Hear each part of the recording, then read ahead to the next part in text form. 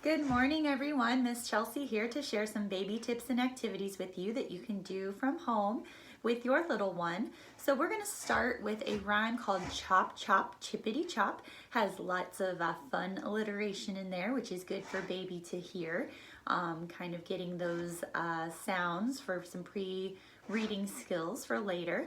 So this one, you're going to take baby's hands to make some chopping motions like that. You're going to go down near their feet to chop off the bottoms, and then up over the head to chop off the tops.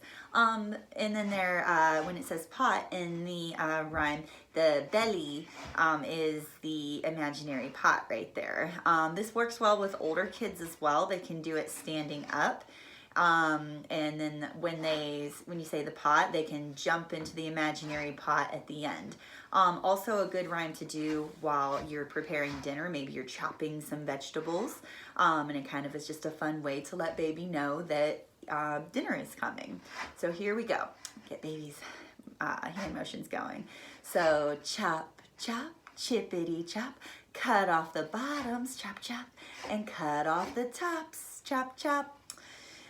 What there is left we'll put in the pot, baby's belly. So chop, chop, chippity chop. And you can repeat it faster and faster. So chop, chop, chippity chop. Chop up, cut off the bottoms and cut off the top. What there is left we'll put in the pot. And chop, chop, chippity chop. All right, that's a fun one to do. The next song is about getting dressed, specifically for the winter time. You could adapt this to anything that you are dressing baby in. But you know, while you're putting on all those layers, especially in the winter, it's gonna be a fun song to include with that. This goes to the tune of Clementine. So it goes like this.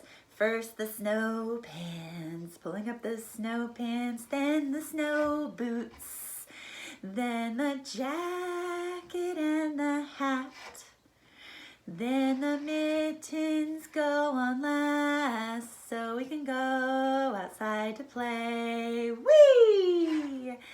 So that is a fun one to do, and it's also talking about the different vocabulary words for the different things that you're putting on baby, as well as just making it kind of a fun game. Next, we're going to talk about some scarf play and some benefits of using scarves.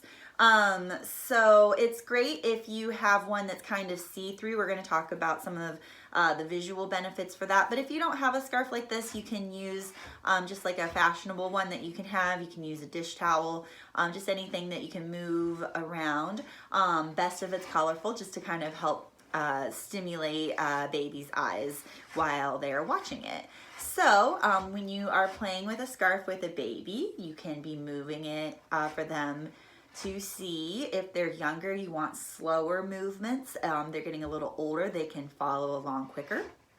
So you can make faster movements. You can really adapt it to your baby, how old they are and where they are developmentally. All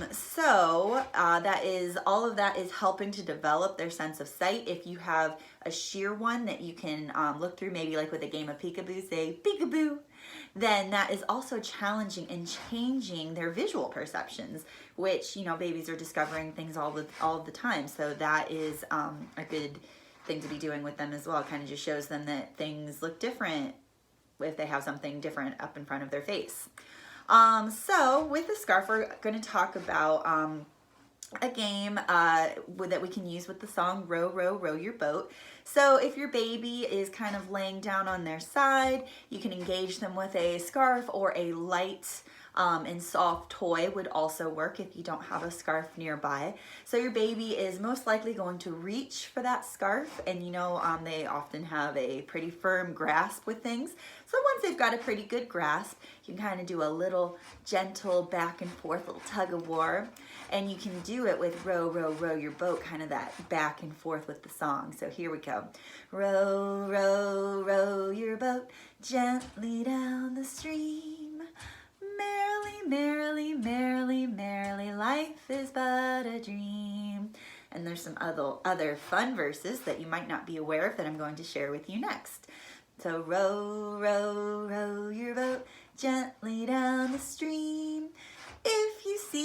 crocodile, don't forget to scream. Ah! And you can make some crocodile teeth with that. Children love that. And here's another one. Row, row, row your boat gently to the shore. If you see a lion, don't forget to roar. And really ham it up, have fun with that. Row, row, row your boat across the reservoir. If you see a pirate, stop and say, "Arr!"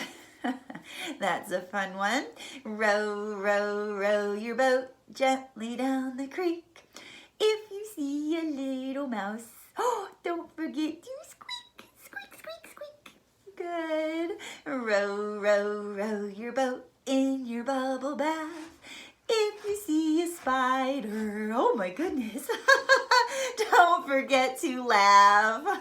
I don't know if that's what I would do if I saw a spider in the bath, but maybe. So you can adapt that song and lots of other songs with things that your baby particularly likes. If they have a stuffed animal or they like certain kinds of animals and you want to add a little rhyme with that, that's always fun to do. It makes it a little more personal with you and your baby. So we are going to end with one last rhyme today. This is a good rhyme to say nice and gently, maybe while putting baby down when they're going to sleep at night, or even just for a nap. So here's a little baby, and here is her bed. Here is her pillow. Point to baby's pillow, where she lays down her head. Here are her covers. Let's pull them up tight. Oh, get some snuggles in there with the blankets. Sing here a lullaby and kiss her goodnight. Mwah. Good night, little one. And thank you so much for joining me today, everyone. Have a wonderful day. Bye-bye.